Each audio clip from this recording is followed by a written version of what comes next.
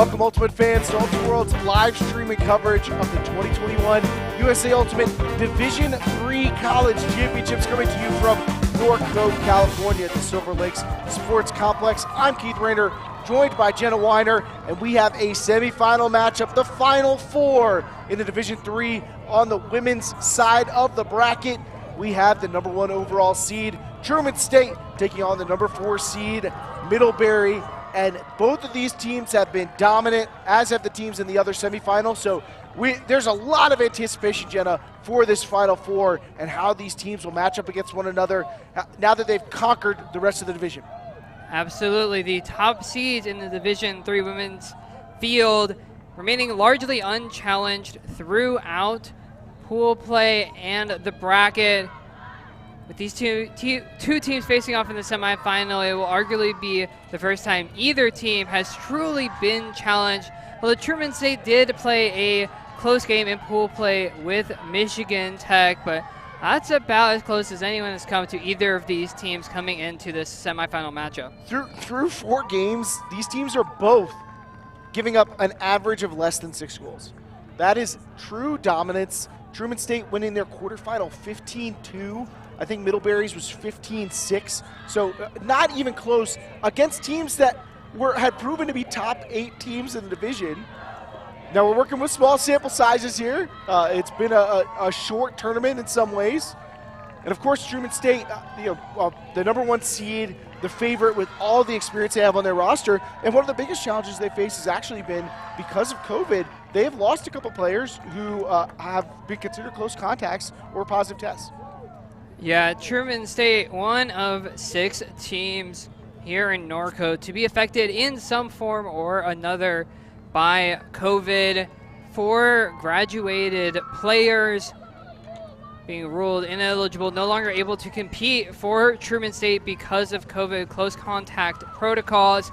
Truman State coming into the weekend known a bit as the only team with more graduated players than non-graduated players. With those 4 out, that's maybe not quite so much the case, but the top seed still has a ton of veteran talent against a very solid Middlebury team. So a collision course between the top 4. We'll see who will survive these first tests to make it to the final. Who will be able to be crowned the Division III champion for this 2021 season. Truman in the whites, getting ready to pull to Middlebury in those classic hot pink uniforms the Pranksters are known for. We are underway in this semifinal. Kezia Wilde centering the disc for Middlebury. But a quick mistake for the Middlebury offense. And a break chance to start. Grace Valentine missing on that underthrow. Now it's Lauren Wiggins initiating play for Truman and immediately looking deep.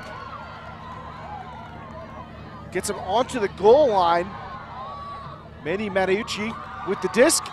And Mariucci throws it into the end zone for a quick score and a break. Truman State jumps out to the early lead.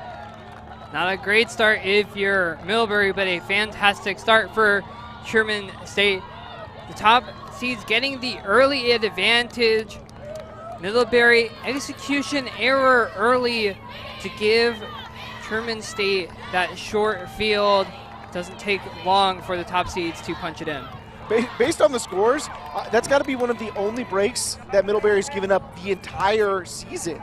So how will they respond to that? I mean, this is a big environment for this team. A lot of pressure that maybe doesn't exist in most of their normal tournaments. You don't have a full season to kind of build up that muscle playing in other events. And now they're down against the #1 seed, having given a break to start the game.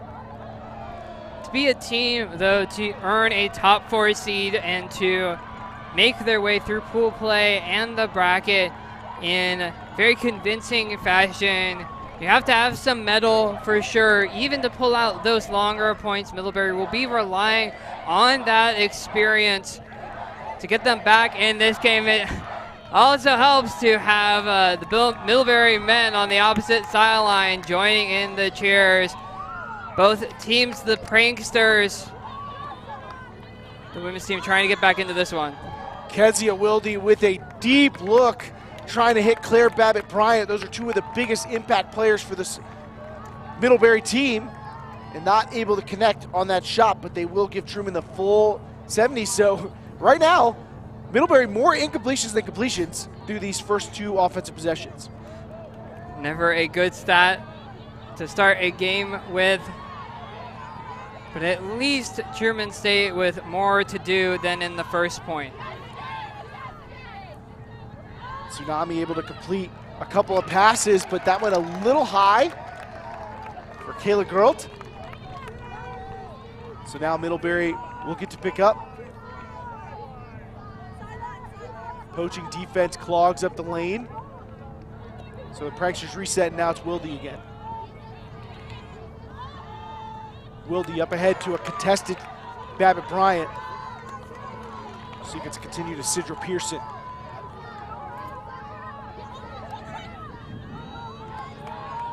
Resets off the line, and now Wilde again staying aggressive, looking for Babbitt-Bryant, who has a lot of separation, but has to go to ground to make the catch. So Middlebury comes up with a play to get their first hold, 1-1. Fantastic read and grab there by Babbitt-Bryant, just tracking the disc as it almost trailed out of bounds. The nice throw here, a bit of that touch, disc angling towards the sideline, bit of a sliding grab there in front of the Middlebury men's team. They're excited for that, to see their women's squad on the board now, game all square at 1. And these Middlebury programs are so connected, sharing the same name, which I think is very uncommon at the college level. Both teams are the pranksters, and that unity, the teams have the same attitudes, a lot of the same traditions and culture.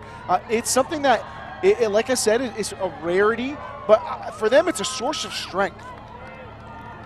Absolutely a source of strength. On the other side, Truman State, a team making it back to the semifinals for the first time since 2015. Team largely based out of Missouri, so maybe not as well-known players, but still very successful. Huck going up here, but unable to connect. Throw just drops Middlebury with a chance here. Middlebury's first break opportunity of this game. They know where their bread is buttered. I mean, we've seen them playing through their stars. However, both Wilde and Babbitt-Bryant are off the field. This is a very aggressive team. As you see yet another deep look. I got a chance to call them in the quarterfinals, and they play fast and loose. I mean, they like to attack as soon as they get the disc. And you're going to see them try and push the pace of this game whenever they have the opportunity to do so. Both teams looking for those deep shots in the early going. We've seen some similar things on this field earlier today in the Division I women's quarterfinals. The Division III teams doing much the same. Truman State with the score. Tsunami finds the end zone. Lauren Wiggins getting up the line and then leaving it on the doorstep for Rita Hinch. So that's a hold. Wiggins, a central offensive player for Tsunami. Tsunami, a veteran team, as already mentioned, a well-established offensive system. Pair of up-the-line cuts makes it easy for Truman State to get the score. Hanch out of Kansas City, Missouri. One of the many, many veteran players on the Tsunami team. Tsunami with a number of players playing with mixed teams in the Kansas and Missouri area. 6 or 7 alumni playing with the mixed team. 7 Sins out of Kansas City, and a number of others playing with Locomotion, a mixed team out of the Columbia, Missouri area. For those folks who maybe aren't well acquainted with folks in the so-called flyover states, now is your chance. Truman State with an early lead, proving that we should all learn their names and get to know this program well. TSU has been something of a mainstay You're the top of the Division III women's side. Meanwhile, Middlebury, we talked about their connection with their men's program. Here's another connection, both in the semifinals. So both teams still looking at the potential to win a title, hoping to advance to that championship match. And it would be all the more special for them to do it together. They're going to have to get an upset over a Tsunami team that's looked pretty unstoppable. Able to get a stop there, although that may go back to Middlebury pending the outcome of this call.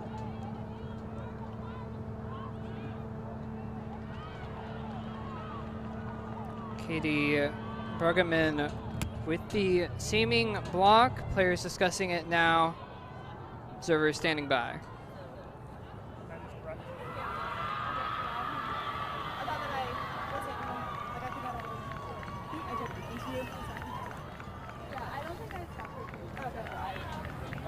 So foul. No call! Oh, everyone hold.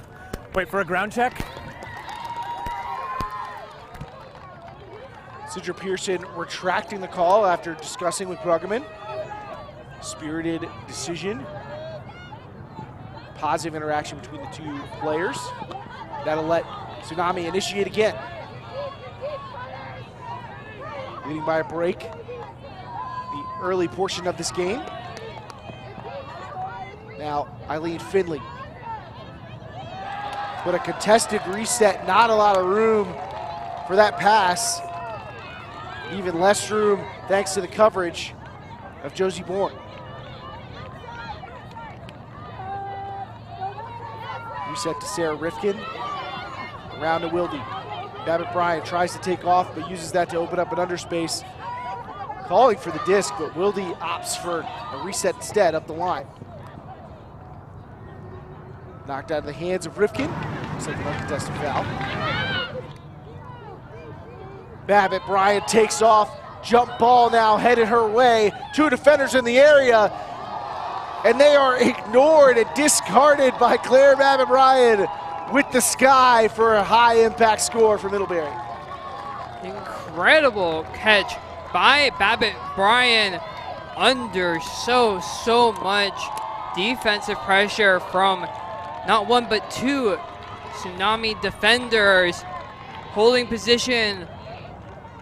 The throw just turning enough for Babbitt Bryant to get under it, reads it, established position, goes up, and maintains possession despite the contact.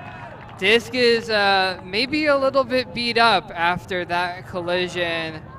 Servers seeing how it is. We might get a new game disc here soon. Players checking it out and see if they can get the observer stamp of approval. These two teams fighting for a spot in the Division III Women's Final. They'll take on the winner between Portland and St. Olaf, the 2 and the 3 seeds. They're battling it out right behind us now and have been similarly dominant. I mean, this has been all about the top seeds in this division, and that has made these matchups highly anticipated. Or excuse me, that's Portland and Carleton Eclipse. St. Olaf, the top seed in the D3 men's division. So Carleton and Portland trying to get into this matchup to see which one of these two teams they'll face. We've got a lot of ultimate left to decide it. Wiggins holding just past the brick mark. Up ahead to Tiller. Wiggins and Tiller have really been the presence in the backfield for TSU and a couple of players in the area there and maybe defending one another. It's too much traffic for Truman State. Disc goes to Middlebury. Truman State getting a bit clogged on the near sideline, and two of their players blocking each other on that one. And get ready, folks. There is not going to be any relent to these continued aggressive deep shots on the part of Middlebury. They tried to take one there and get the disc a little bit short of midfield on the quick turnover. Tiller dutifully comes and gets it underneath. Looking for options, has to reset it, and Wiggins absolutely leaves her defender in the dust with the upline cut. but not able to do anything with it. Tiller and Wiggins trying to get things organized. Tiller up the line looking for a streaking Wiggins, and Wiggins beats her defender once again. Heavy dose of Lauren Wiggins to start this one. Truman State goes up 3-2. Tsunami doing a much better job of cleaning up that offensive set, isolating cutters downfield, handlers working excellently in the backfield. Wiggins heavily involved just tracking that down, holding off the defender. Tsunami with eventually a nice point offense, getting touched up for that score as they take a 3-2 lead. And sometimes when you're struggling to get those downfield connections going, you can just kind of play a two-person game. And right there, they relied on Tiller and Wiggins to shepherd them into the end zone. And having that veteran presence is really valuable, and it's one of the things that has been pointed to as a big advantage that Truman State has over the field. Not very many young guns on the Tsunami roster. Just a few teenagers on the team, far more folks in their early to mid 20s on this heavily veteran Truman State roster. Looking set to pull now to Middlebury, a roller pull will get the job done to about 3/4 of the field. Middlebury starting with it now. Meanwhile, some of the top players in the Pranksters are underclassmen. So this is a young team. There's certainly some veteran presences like Babbitt Bryan, but Wilde's just a sophomore. Cameron Umach is one of the key players on the D-line for them, also just a sophomore. So the future bright for Middlebury. Truman State's all about the here and now. And a nice move from Middlebury. Sarah Rifkin matching Wiggins' downfield acumen with a cut for the open side to get a score, and we're back to even at threes. Middlebury working fairly quickly there, staving off the pressure of the Truman State defense. Inside throws, mostly getting the job done, looking off the around throw. Inside throw just misses the covering Truman State defender, Rifkin. Nice little spike as Middlebury gets yet another goal. Middlebury searching for a break to get this game back on serve, trailing the #1 overall seed. It's been an exciting weekend with a lot of upsets in Division I and some upsets in Division III, but not at the top. I mean, these teams have really shielded themselves from the rest of the division. But this is probably the kind of environment they've yet to play in. I mean, we talked about being pushed. I don't think a lot. I would be willing to bet that neither of these teams has seen a 3-3 score yet. I don't know that for a fact, but based on their final scores, it seems unlikely. It's entirely possible. The Division I women's teams, though, all the top seeds out of those pools advancing to the semifinals, much in the way of their D3 counterparts. Plenty of women's division action today. D3 now after a couple of D1 quarterfinals earlier in the day. 72 college teams arriving here in Norco with hopes of a title. We've trimmed that down to just 16, including these two, as Babbitt Bryan intercepts the huck. Thought about trying to fire one deep, but things spaced out a little too much for that. So she and Wilde working the unders now. There's the option to look deep.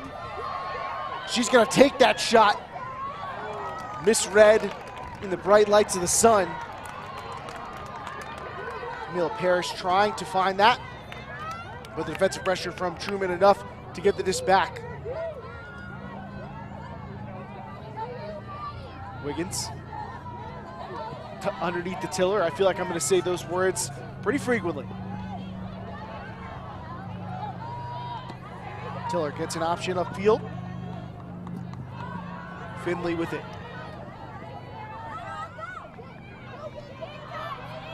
Tiller looking to Wiggins, trying to direct traffic, and Wiggins provides the safety valve. And now a deep shot from Tiller, a hanging forehand. Babbitt Bryan, just enough presence to keep that one from being completed. I don't think she got a hand on it, but if she wasn't there, that's probably a catch. Beautifully angled throws from both teams on their hucks. Neither able to be completed. So Middlebury has another chance to move it up the field. Shooting once again.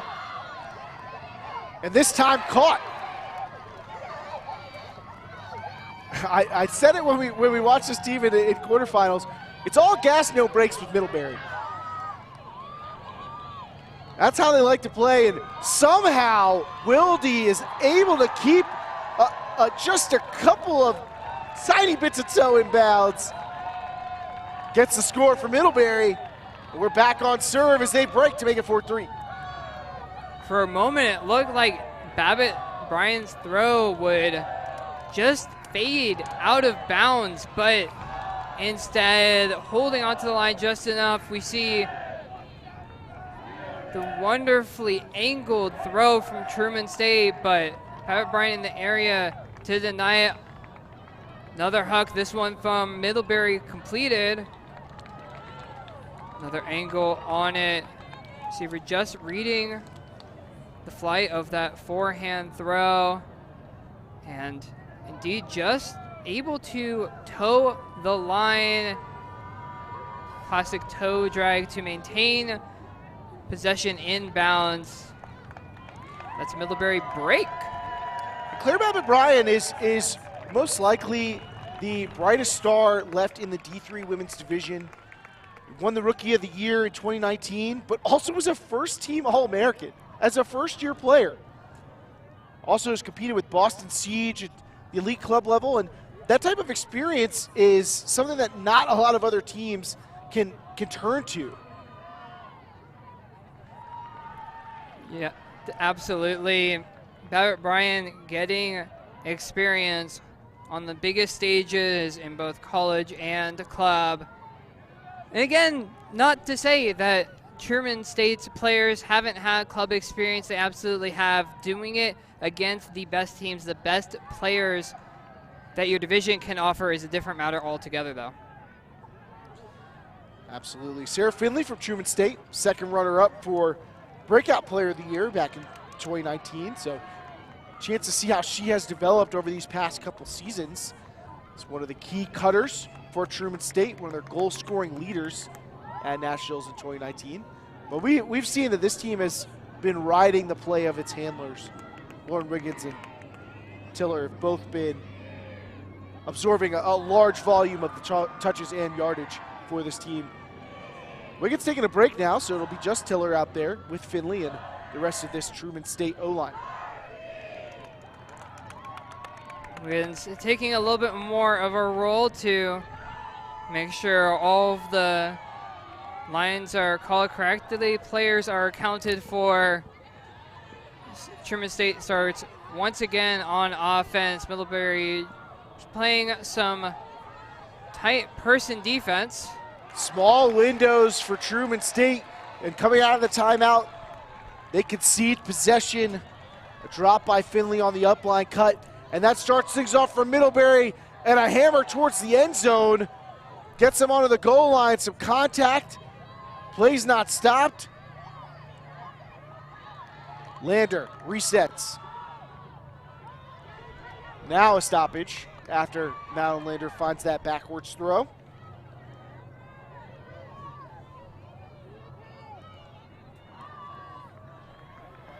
Not sure as to what the call is. Then the throw would go back to the original. Okay, no, I guess I didn't have a chance to make a play. Okay. Oh, so you're just catching up. Okay, thank you. So coming in on one. Middlebury calling out the play after that call is resolved. Now going cross field, and a number of pink jerseys in the area. And Lander's the one who comes down with it. Catches the huck, catches the score. Great point for Madeline Lander and Middlebury. Back-to-back breaks. Middlebury being aggressive after the drop from Truman State. Throwing the hammer leg, just coming off the ground to generate all of the momentum needed. Momentum not as much of an issue on the score from Lander. Middlebury back-to-back breaks with the momentum. You had asked earlier when Middlebury went down initially with a break if they were going to be able to respond. Respond they have. Now the question is, right back to Truman State, similar situation. Probably haven't been down, giving up a series of breaks this weekend. How does the veteran team respond here? The terminology that we use for ultimate scoring is lifted directly from tennis. And right now this feels a little bit like a tennis match. You know, you hit me with a volley, I'm going to return it. And can you make the play when the ball's in your court? Right now the ball back in Truman State's court. And the ball in the hands of Lauren Wiggins, who has a uncovered target downfield, but a miscommunication about whether that should be an undercut or a deep cut. And that results in a turnover. Middlebury quickly tries to get into a vertical stack, but only to find that Truman State's in a zone. And that confusion leads to a quick turnover the other way. Wiggins motioning for her team to calm down.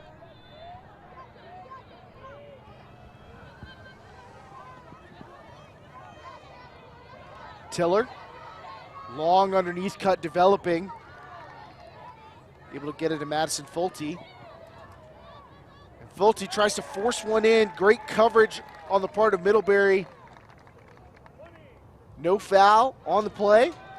So defending the red zone effectively, the pranksters fighting off Truman.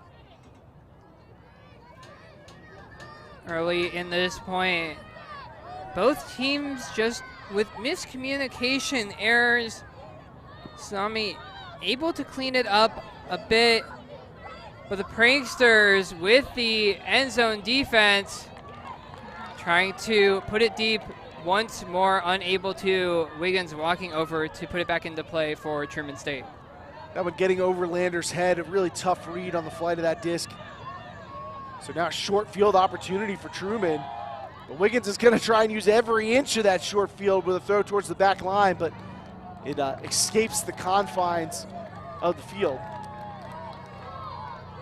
Wiggins trying to point to where she wanted to put that disc, but the throw a bit too strong for how far away she was from the end zone. Just out of bounds, a little bit of an attempted toe drag, but effectively always sailing long. Truman State in a zone, Wiggins with the block. Great defense, an emphatic block by Wiggins, who's now commanding the team. I mean, you can see the leadership on display from Lauren Wiggins, an experienced player leading an experienced team. And finds the end zone for Truman State to end the run. Of course, it's Tiller on the other end. And that's going to make it 5-4 Middlebury. Wiggins maybe a bit disappointed that the earlier throws weren't converted in one form or another, making amends with the block. And the connection with Tiller is clear. Tiller, great grab under pressure from Middlebury. It's a hold from Tsunami. They draw back level with Middlebury for all. Tiller, one of those players from Seven Sins, as you mentioned, out of Warrensburg, Missouri, and is one of the grad students, 25 years old, and has been able to apply that experience very effectively in this game. She and Wiggins have been extremely reliable for Truman. They're going to probably need to be involved if Truman wants to get back in front of Claire Babbitt-Bryant and this Middlebury squad.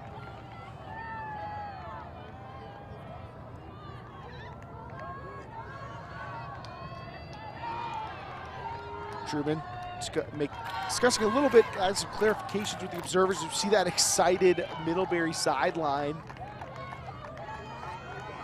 High energy group. I mean, that is the Middlebury brand. It's probably the strongest in all of Division III Ultimate. They like to have fun.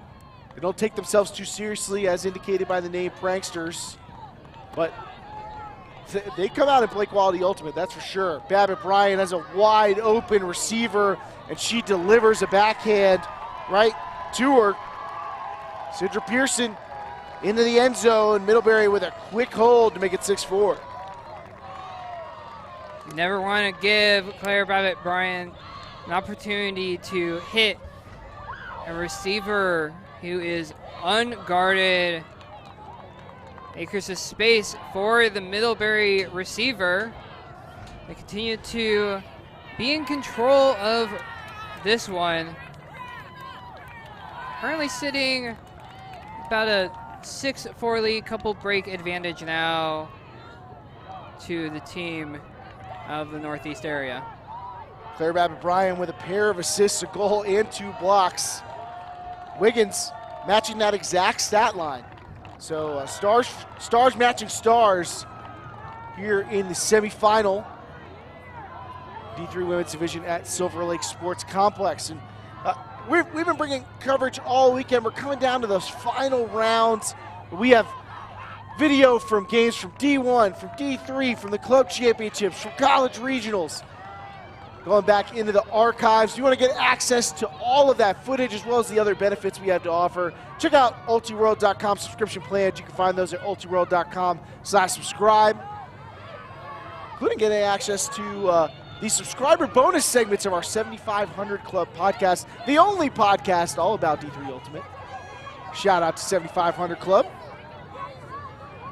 7500, a reference to the number of students that delineates a team as a Division III team, their student body.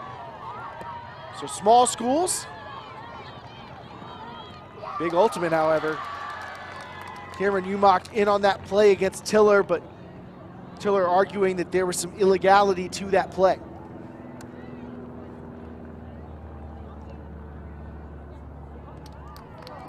No call there, a clean block from the Middlebury defender. Gives them another chance to break and further extend their lead.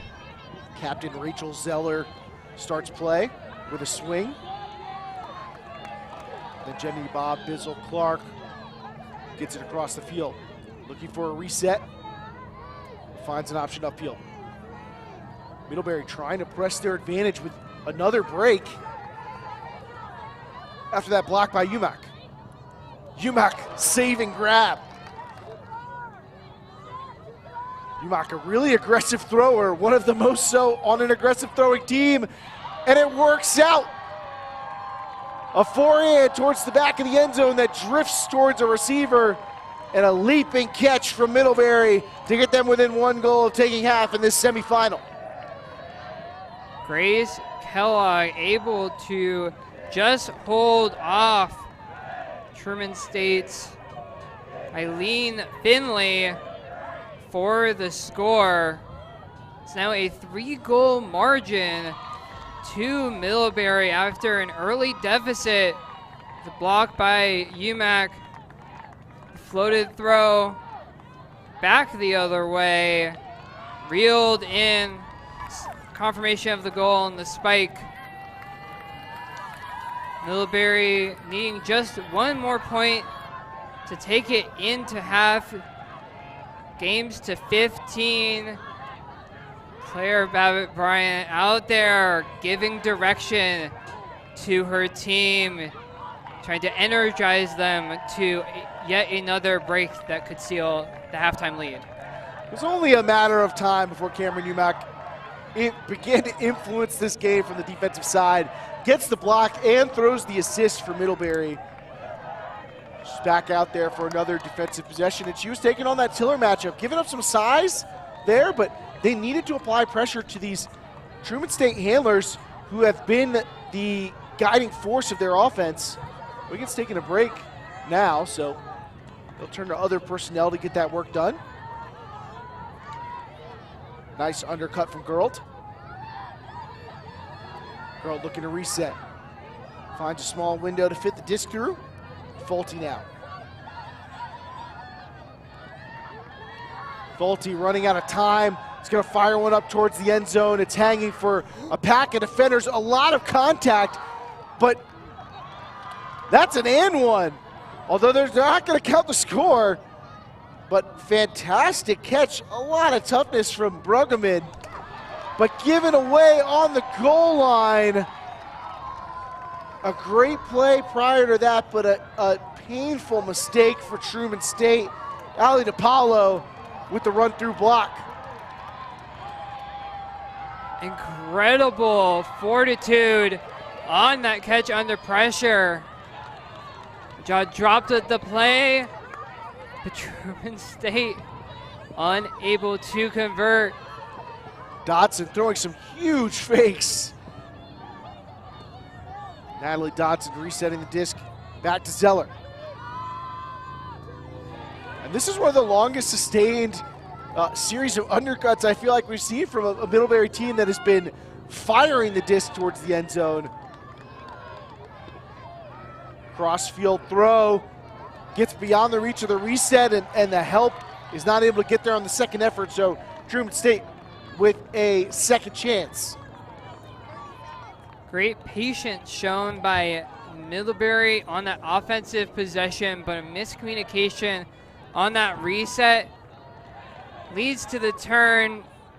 Truman State still a long ways to go, though, before they can punch in the hold, but they need to stay in this one. Unable to do it on that throw. Hotly contested under. Kayla Girl hustling to try and make the play, but Elise Chan applying too much pressure for a completion. Umack underneath, but loses the handle on that catch. Tiller picks it up and looks to fire. Nicely defended by the Pranksters. Tiller, second deep look, has a target, slide and catch. Again, it's Bruggeman. Bruggeman showing a real ability to make tough catches. Resets, and now Truman State trying to organize their red zone offense. And up the line for the score is Geralt. Had the turnover earlier, but makes up for it with a great catch. And Truman State brings the lead back down to 3. Or to 2, excuse me. Truman State finally able to get the hold. Big throws both ways. The collision. Bruggeman able to hold on, but because it's just outside, Pranksters able to get the block on the reset. Miscommunication from Middlebury on the other end, though. Truman State taking some time to move the disc up the field, except when they can find Bruggeman with yet another deep grab. And it's a jumping, scoring grab from Geralt for the Truman State hold. They're still down, Keith, but a good hold, and with just a break here, would feel like they have a much better chance of getting back into this game against Middlebury. Down but not out, and they've got Wiggins back out on the field. It's got to inspire some hope. I love Bruggeman learning the lesson of that first time that she had trouble resetting it, when she hadn't really turned around to the last second that she wanted to throw. Second time that she caught it, she made a real direct turnaround, made that reset a much easier throw to complete. Smart play by Bruggeman. More of the same from Middlebury. That well just will not run dry as they go back to the deep game to take half. Pearson, she's caught him, she's thrown him. She has Middlebury up 8-5.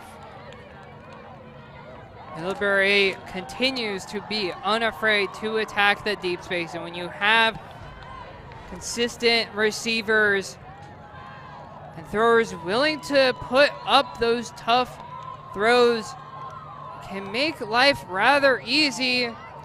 The emphatic spike. Josie Bourne, the one on that reception.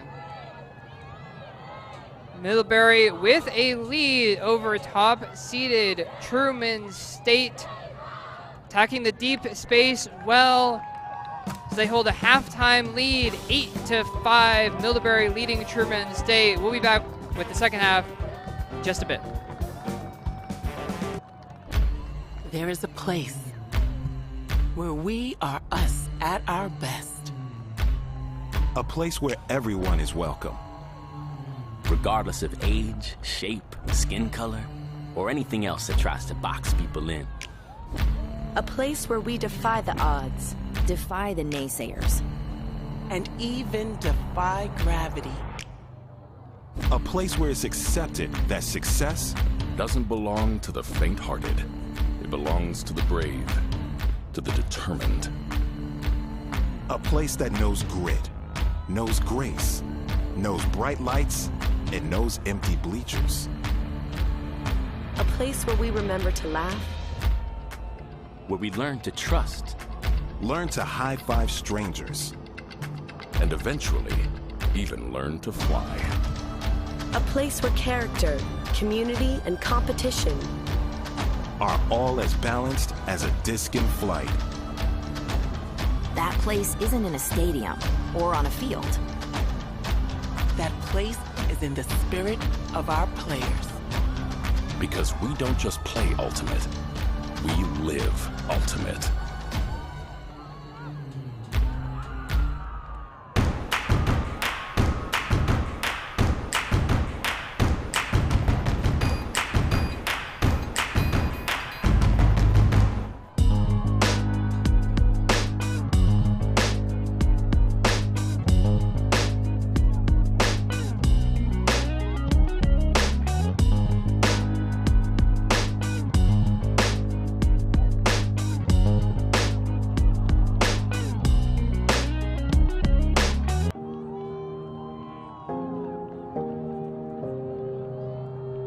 The last 50 years have seen a lot of positive change. Around a whole range of important issues. And some things remain reassuringly unchanged. Like the spirit of our game. Ultimate is 50 years young and still a perfect circle of fair play, athletic pursuit, and camaraderie. In fact, Ultimate was a social network. Before social networks even existed. Respetamos nuestras diferencias. And understand the value that they add. The revolution of the disc in flight continues to prove that there's nothing we can't achieve when we pull together. Long live Ultimate. Larga vida Ultimate. Long live Ultimate.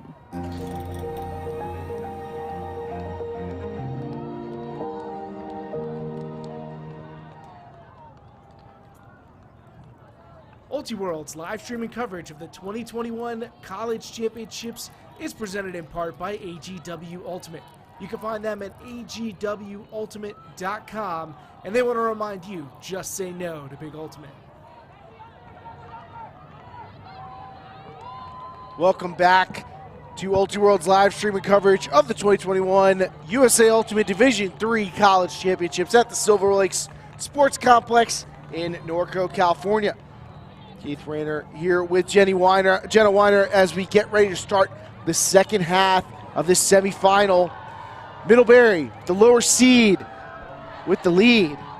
8-5 up on Truman State, riding that deep game towards a berth into the final.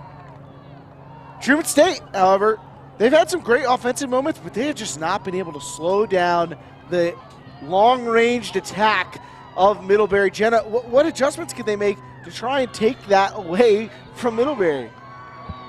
Try and make sure that you keep the disc out of the hands of Claire Babbitt-Bryan. Feels like a good place to go.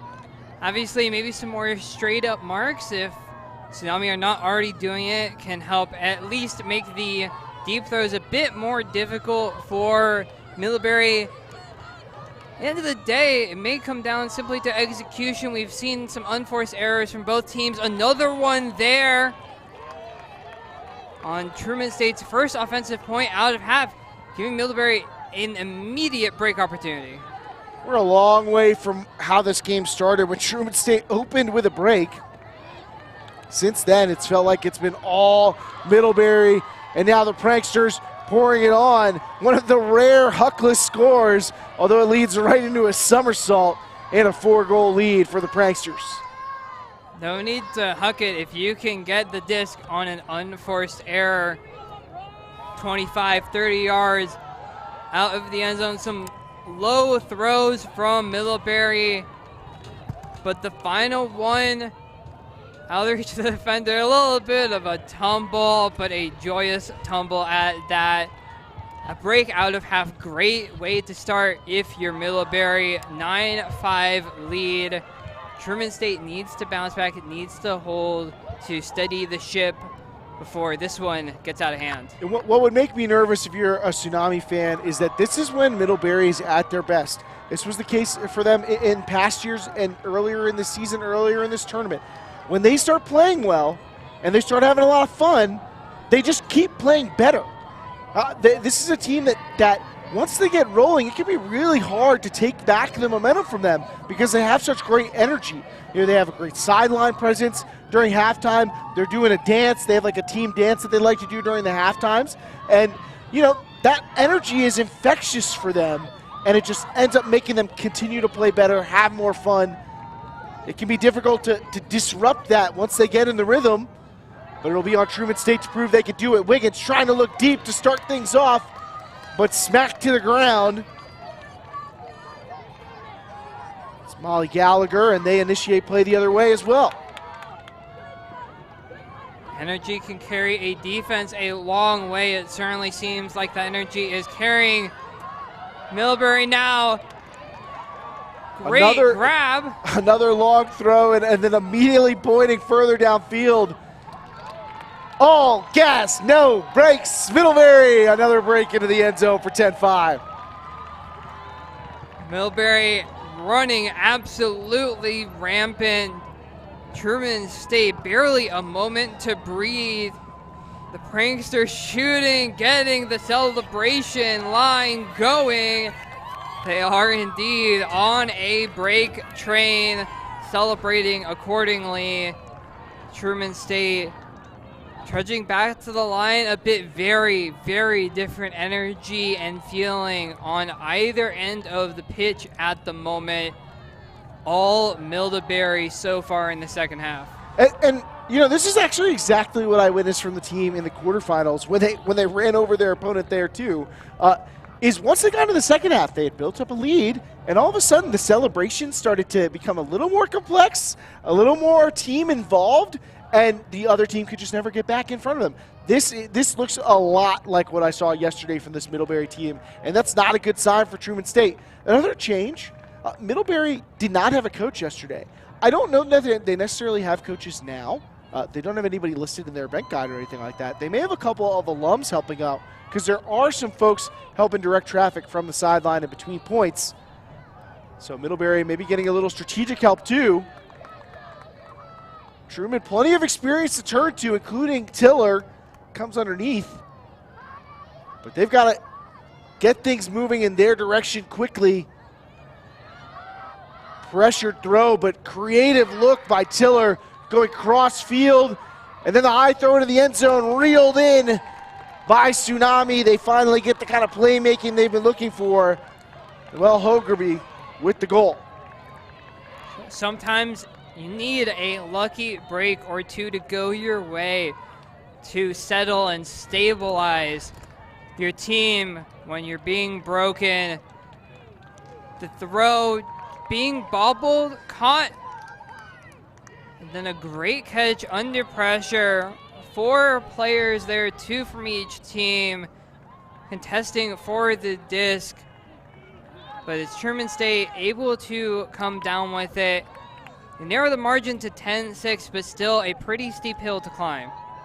And accordingly, I mean, Truman State still looks a bit frustrated, maybe just focused as they come onto the line, but a very different energy after that score for TSU than what we've seen from a very celebratory Middlebury team. However, that certainly could just be different types of energy from these two teams, not necessarily one superior to the other, but this Truman State team looking to get on a run like what they've been facing from Middlebury. They'd love to turn the tide in favor of the Tsunami. Wiggins perhaps joining the D-line now as they're know they're going to need some playmaking from this side of the disc. Kezia Wilde looking to initiate, and of course looking to strike deep. And who else but Babbitt Bryan? Wiggins giving chase. These stars are going to go one-on-one. Babbitt Bryan gets there second. Wiggins holds her off. Great angle from Wiggins to ensure that Babbitt Bryant could not get to the disc, couldn't even really make a credible play. Players hitting the turf downfield. Truman State tries to find a reset. Tough catch in the lane. Wiggins taken away thus far by Babbitt Bryant. Has not been able to do that upline cutting that she's been so effective at. And there, the presence of Babbitt Bryant helps force that throw wide on the attempt to reach Wiggins. So Wiggins may have won the battle on the first throw, but Babbitt Bryant striking back. And now leaving Wiggins to find room on the under, and the continue throw excellently executed by Babbitt Bryant. A little IO backhand back towards the midfield. And Middlebury responds with a hold to make it 11-6. Absolutely nasty cut by Babbitt Bryant. Leaves Wiggins on the floor. Sliding catch. And then the touchy inside throw for the score. Babbitt Bryant continues to say her name. She continues to excel. Put him on skates, Claire. I mean, she is angling for a potential player of the year. I mean, she's got the rookie of the year. She's got the first team All-American. Could we be talking about the best player in Division III women's? Very, very possibly. I don't think that's much of a stretch just from what I have seen in this game. Especially so if Babbitt Bryant can lead Middlebury to the final, maybe even national championship. So Middlebury, the reigning New England champs, a vaunted region, as we talked about previously. New England Regional, 6 teams, every one of them in our D3 top 25, unheard of. But still facing down the #1 seed, but making it look easy as they've built a 5-goal lead. This is the type of test I imagine Truman has not seen anything like this yet. Now Tiller, tough grab, looking towards the end zone, but hanging it just a little bit. Bobbled catch, but unclear if it was in bounds, and was not. Great effort. But girl who's been working their tail off downfield can't quite make the catch on that one. Quick turnover, though, by Middlebury. So Truman State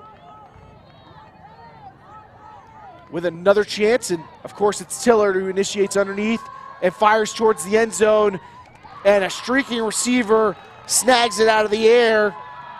That's Hogreby back again in the end zone. Tsunami able to make that work on the second time of asking. This time they're the ones putting out the deep throw.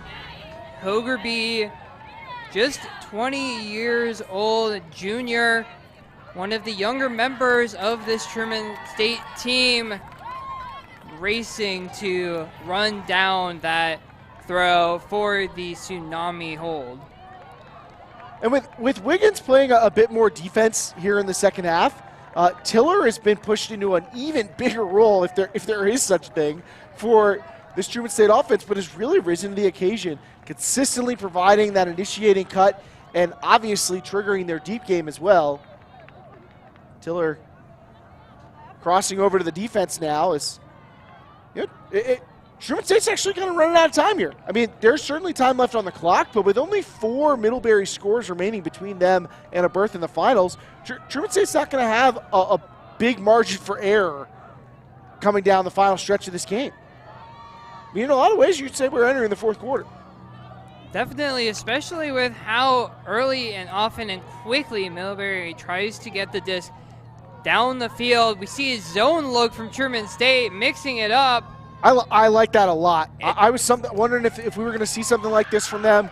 Take away the deep game, see if you can make Middlebury work it a little bit more, throw a few more throws, or maybe just have a deep poach who can make a play on one of those hucks should it go up. Or just throw a different look at all. Force the tough throw that fades out of bounds. As we hear a horn, but early enough that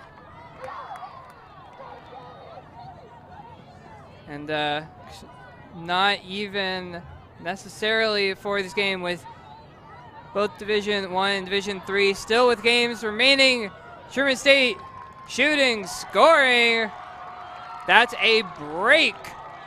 They trimmed Middlebury's lead down to 3, using the pranksters' own medicine against them with that perfectly weighted throw. Another pressure that Truman State puts on forces the Middlebury mistake. The inside tough throw by Tiller, caught by Sarah Finley for the goal. Tiller again being central to everything that is working for Tsunami at this moment. I'm thinking Tsunami might go back to that zone. And as soon as they pulled it out, it was the thought of exactly, can you slow down? Can you force a different look? Not to say that Middlebury can't adapt, can't find ways to move it around, through, or over the zone that we, I think, should expect to see going forward in this game, but it certainly takes away that first look. One of our fellow commentators, Katie Killebrew, and I were discussing cycling through different defensive strategies, and she said, you know, if you don't try forehand force, backhand force, and zone in a game, you're doing your defense a disservice. Got to try all the different looks and see what's going to work, and make sure that you're disrupting the rhythm of your opponent's offense. And so, again, we are seeing a poach now from Truman, but Middlebury finding a bit more success advancing through it. And as I say that, a mistake trying to reset the disc. Wiggins again around for a block. And who else but Tiller making the first cut. Tiller and Wiggins coming up huge for Truman State as they try and stage this comeback. Tiller with nowhere really to go, so she fires a punt, makes sure that Middlebury's going to have to set back up and face this zone again. Middlebury's defense downfield certainly effective in forcing tough throws from Truman State, but does put them in the back corner, facing that tough zone, putting it up. Tiller. Jump ball, but Tiller has that one the whole way. An interesting defensive set for Truman. It looks like they're matching up the handlers. Diamond downfield. Speaking of downfield, this throw traveling downfield to a pack of players. Nobody can come up with it. That may give Middlebury a chance to fast break before the zone sets up. I feel like I've almost seen the team swap jerseys. Shooting deep early and often. Great defensive pressure. It's not Middlebury, it's Truman State. Both teams showing out in the semifinal. Tsunami making it a tight game as we wind down towards the final half hour. Wilde taking off from the handler space, looking deep, and now one-on-one with Tiller. Great physical presence from Jessica Tiller to make sure that the sizable Wilde could not get to it. It's a fun matchup downfield. Tiller winning it this time. 25-year-old graduate playing a central, coming under. First throw for Wiggins, as has been the norm nearly every offensive possession. Those two have been on the field together. Tiller shooting deep. DJ, play that song one more time. Tiller underneath, forehand, Huck. Completion for Truman as they approach the end zone. You got to start fronting Tiller at some point, right? You got to try and get in front of her. She resets to Wiggins. Wilde in coverage, but tries to get it around Pearson, but a foul call. Critical moment in this game, the outcome of this stoppage. 3-goal lead for Middlebury. Truman State score could really change the tone of this game.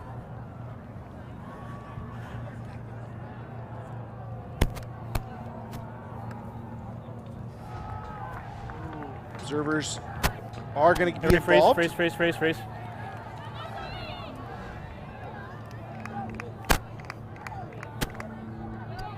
So it is a foul, and Bruggeman will get the disc in the red zone. Another one of those scary resets back to Tiller, but completed. Wiggins trying to get up the line. Wilde cuts it off. Cross-field throw for Tiller. Defender falls down, but Bruggeman loses sight of it. So a chance for a huge score for Tsunami, but just washes up harmlessly onto the shore. Pretty sure that this went through 2 Tsunami players' hands. As they apply pressure with the zone, Middlebury able to get through another hook. Truman asking so much of Tiller. A lot of sprinting on Tiller's part, who's played so many points. But they send 3 players deep, and that's enough to get the disc past Tiller. Another great forehand throw from Wilde, and the continued score for Middlebury. And just like that, Truman State goes from a couple yards away from making it a 2-goal game, and now they're back down 4 after that quick striking prankster offense. Tiller trying to make it all happen. Turnover, the miss, the throw for the Middlebury score. That's Sidra Pearson for Middlebury. Tiller working so hard out there for Truman State. After the score, just laying on the ground, exhausted. Truman State taking time, if anything, just to give their star players a breather, down 4, knowing that they will need to continue to rely on Wiggins, Tiller, and company in the points to come. And credit to Wilde for showing off the forehand power, which I've seen plenty of her if you watch this Middlebury club at any point. That dangerous ranging forehand has been a critical throw for this offense, and they're recognizing that Tiller had committed it underneath a little bit more than usual. She had some players streaking, so all she really had to do was get it past Tiller, and there Tiller able to make it a close play, but with the power behind that throw, Wilde able to get it just past the defender. So close from Tiller, time and again applying so much defensive pressure. Pranksters just able to get under that throw and make those last couple passes into the end zone. We have reached the half-hour mark into the final 30 minutes.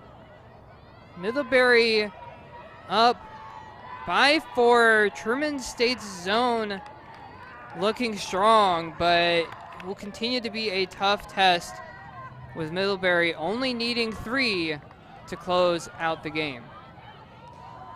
The opposite semifinal, scores coming a bit slower, as you can imagine, given all the Hucks in this one. So Portland with a 7-6 lead on Carleton. The lower seeds in both semifinal with the lead right now.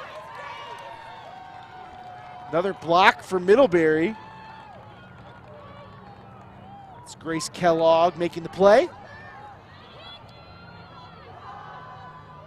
Stoppage or pick call, I think.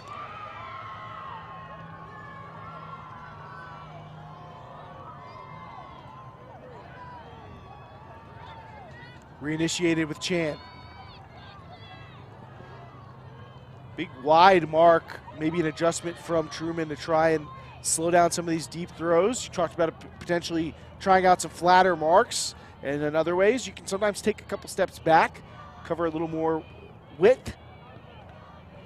Finley figures things out downfield and gets ready to set up a mark.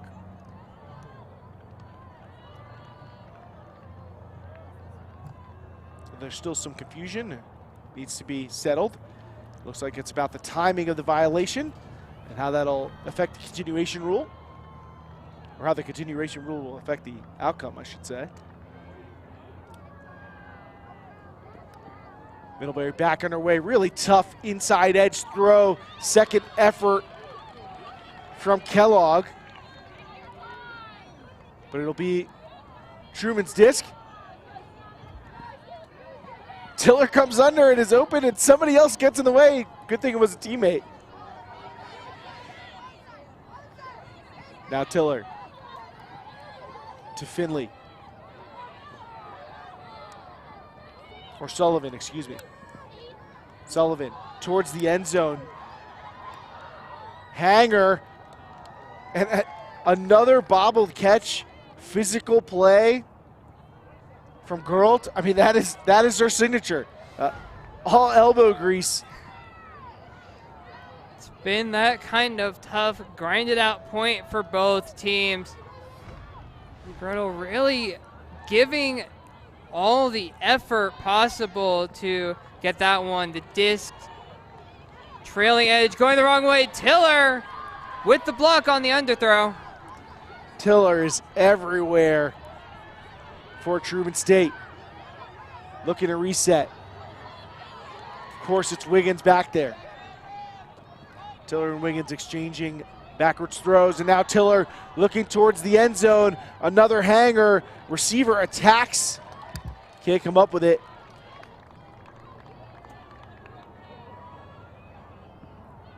So it's an all-you-can-eat buffet of Hucks here at this game. I hope you're not full, because I think we may see more coming. Speaking of which, though in this point, maybe players bring down just a bit. A lot of the same names we have said point after point out on the field at the moment for both Truman State and Middlebury. Tiller once again with the disc on the near sideline, shooting. It's Girl. That's a Tsunami goal. It's now 9-12 in favor of Middlebury. But an encouraging hold for Truman State, able to punch it in after a number of missed opportunities. Long, hard point, and I think that favors Middlebury here, who, somewhat to my surprise, given the depth of experience on the Truman State roster, looks like a little bit of a deeper team. They're able to take Wilde and Babbitt Bryan off the line for some of these D points, while Wiggins and Tiller, it feels like, are starting to play almost every point. At least one of them out there every point, if not both. And I think that's probably going to start to gas this Truman State team a little bit, especially if they have to play long points like that. And Tiller sprinting all the way from one end of the field to the other. But, you know, these are two experienced, tough players and smart players who know how to conserve energy and when to step on the gas. So it'll be a tough test for them. But this Middlebury team has proven to have some depth. And that could be a key advantage as we come down the home stretch. Absolutely. Although with Truman State back on defense, we'll see if we see that zone once again from them to try and slow down and prevent some of those Middlebury Hucks. Based on their pull coverage, it does look like they're going to be trying the zone, although a bit of disorganization has left a lot of room. That lets Middlebury get off to the races. Wilde resets and goes all the way around the horn.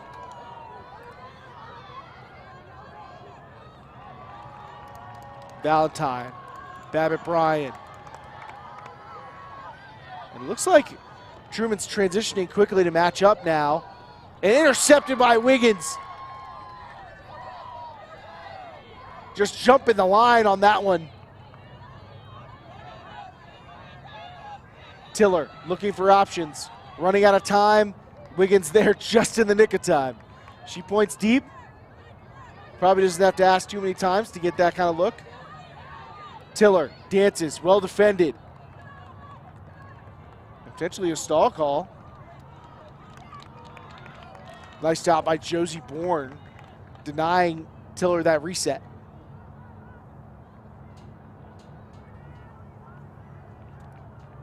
So it looks like hand signals indicating contested stall, which means we'll come in on 8. Wouldn't be surprised to see a throw go long here. And that leaves a jump ball, and not a high likelihood of completion, but higher than potentially turn it over in your own backfield. So not a chance for them to set, and that frees up a deep look. Babbitt Bryant trying to put it to space for Pearson, but a little bit too much space on that one. Both teams really working hard to try and get those deep looks to work. Middlebury trying to move the disc early before Truman State can set that zone. Tiller wide throw up for Sullivan. And, but again, this is another multi-possession point with a lot of running both ways, and that may have an impact on Tiller, Wiggins and company. Mistake from Truman State gives the disc to Middlebury past midfield. Pranksters looking to push that lead out to 4, excuse me. Babbitt Bryant. Back to Valentine. Pearson in the back. Watch for Pearson from the back of the stack. She put her hand up. She's waiting to strike here. Player's moving a little bit while the disc is stopped. But if they're not going to call it, I'm not either. Because I can't. It's against the rules. Middlebury resets. Now here's Babbitt Bryant underneath. Wiggins poaching the lane. So Babbitt Bryant goes the opposite direction. And then comes right back to it. A savvy move.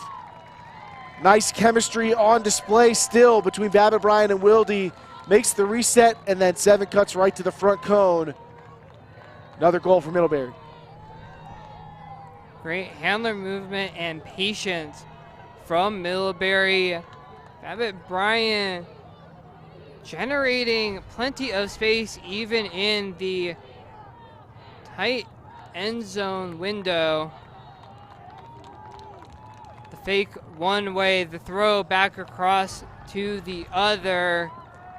Bryant on the near sideline. Middlebury not far away now, just a few more points left if the Pranksters can continue to hold, which they've done pretty consistently throughout this game.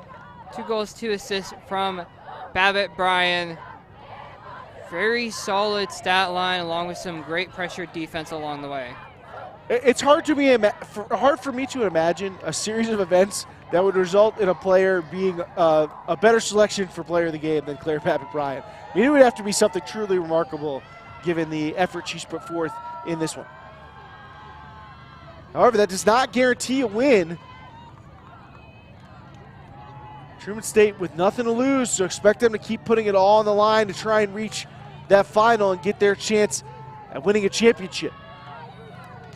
These chances do not come frequently, and given the level of experience on this team, the type of players they're going to lose going into the 2022 spring,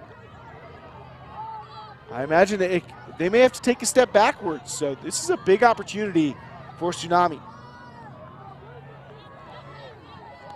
Hanch resets to Wiggins, eyes that downfield space.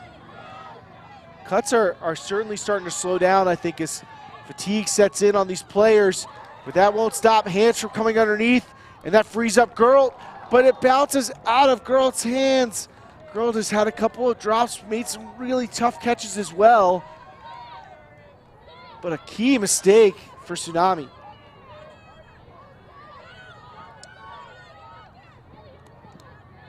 Unmarked throw for Chan, and then Humak dials up a deep shot, but Tiller's the only receiver in the area. She's not on her team. So from Truman State working again Tiller menace in the deep space. Finley manages to get her hands on that one, and Wiggins back up the line. This is what Truman State wants to see, an unusual throw. The forehand side hammer from Wiggins, but she looks like she does that every other day. Drops that into the back corner for an assist. One of the more, I would say, interesting throws I have seen all day. Starts as a blade straight up and down before turning over into effectively a hammer. Wiggins getting creative to get Tsunami into the end zone and able to make it work. His hand. So if it works, it works, right? I literally can't think of a single advantage to throwing a hammer in that situation over throwing a forehand, except for one, the highlight reel. I mean, it's going to look good. Maybe knowing that defenders were coming in to pressure the throw and the receivers from the middle of the end zone. Maybe if the defenders see you like winding up the hammer, they slow down thinking you're going to go cross field. So it's like a juke. I cannot explain. It's inexplicable to me what just happened. But you know what? I say it all the time. There's no style points in this game. All the goals count the same. Wiggins going to get an assist for it no matter how you slice it. And still plenty of game to play. I mean, they are working on this comeback, and maybe that can inject some energy into this team. The sideline's been a little subdued. And Middlebury's certainly feeding into that with their rapid offense. Crossfield throw from Babbitt Bryant just gets by Tiller. A gutsy decision from Claire Babbitt Bryant. The vision to hit that window. It is so minuscule. Tiller has that lane all but covered. And the element of surprise on that throw as opposed to the hammer, I think you could see the clear advantage. There's no way that Tiller thought that was the look that Babbitt Bryant was going to take in that moment. And maybe Babbitt Bryant meant to throw this with a little more edge to get cross field, but whatever it was, I mean, she just piloted that on the line right past Tiller. Any more edge, and Wiggins gets the run through D from the backside. Somehow, Babbitt Bryant managed to thread the needle underneath the arms of Wiggins, just past the outstretched fingertips of Tiller for the Middlebury score. They are one away, Keith, from making it to the final. Yeah, that's a pony throw right there. It's too early. I don't want to crown anybody too early, but show me something better, because that was something else. Middlebury now just a goal away from reaching the final, knocking out the top overall seed, Truman State, along the way. What does Tsunami have in the tank? Going to need a comeback for the ages. Sullivan underneath. Wiggins still going. I don't know how she and Tiller are playing with this kind of pace, but they're standing up tough against this Middlebury squad, and back into the end zone for a quick hold. Make it 14-11. Wiggins to Hanch once again on this shorter roster for Tsunami. Those key players continue to make the plays. A nice, simple, quick score, exactly what Truman State needed. Question remains, can they get a break? They need breaks, and breaks is all they need. Can they get them against a fired up Middlebury team, putting some of the best players on their line? Hear me out, Jenna. Hear me out. I know this is going to sound crazy. All right. You're playing against a team that loves to huck the disc. What's a way to get a turnover on a team that loves to huck the disc to anybody open? Snake in the grass. They'll never see it coming. Come on, there's no way. And you know they would throw it. You know it. It's certainly possible. I think it's highly unlikely. I'm counting 7 upright players for Truman State. Doesn't seem like that's the option that they're going with. That would be a call, gutsiest call I've ever seen. I would die though. I'd love it. However, these Truman State these Middlebury throwers are so good, they might even complete it anyway. I mean, they've delivered some really high quality hucks. It's not a just spray and pray approach. Now Pearson looking for Babbitt Bryan with a beautiful IO backhand, and that is the dagger. If you thought Middlebury was going to go down just because they're playing the #1 seed, well, the joke's on you. Pranksters to the final. The angle control, you said it's not just a spray and pray approach. The angle control on that throw that enabled Babbitt Bryan to chase it down, an inside angle that just floats perfectly. Babbitt Bryan to get underneath Pearson. Point perfect huck to seal the deal for Middlebury. The Pranksters advancing to the final with time to spare in a quick but decisive 15-11 win. That's the only way this team knows how to play. I really believe it. I mean, they're going to live and die by the deep game, but it's just of the caliber that it's so difficult to stop. I mean, throws that for other teams feel like they're 50-50s are more like 65-35s for this team. I mean, it is remarkable how effective they are. But you know what? They showed off some versatility too. They faced off with the zone. They kept the disc moving, worked the unders. This is a very impressive Middlebury program, and they are not done yet. One more game to go for them. Facing that Truman zone, mix up the Pranksters a bit. The veteran team making the adjustment needed to get them back into the game after the Pranksters expanded the margin at the start of the second half. Truman State, a veteran team that I would say rightfully earned or near rightfully earned that top seed. Just wasn't enough, maybe too short of a roster with so much reliance on the outstanding talents of Tiller and Wiggins and company. A couple of unforced execution errors that I'm sure they're going to want back, but they're going to be proud of the effort they put forward this weekend, crushing so much of the competition that they faced. But this was just a buzzsaw that they ran into. So an impressive performance by Truman State, who will finish tied for third. So plenty to be proud of. But it's Middlebury who will have a chance to add to the trophy case with a Division III championship. Their men's team's going to be doing the same, so we've talked about UNC maybe pulling it off in D1. Middlebury maybe going to do it in D3, riding that deep game. Dance on, Middlebury. You're heading to the final.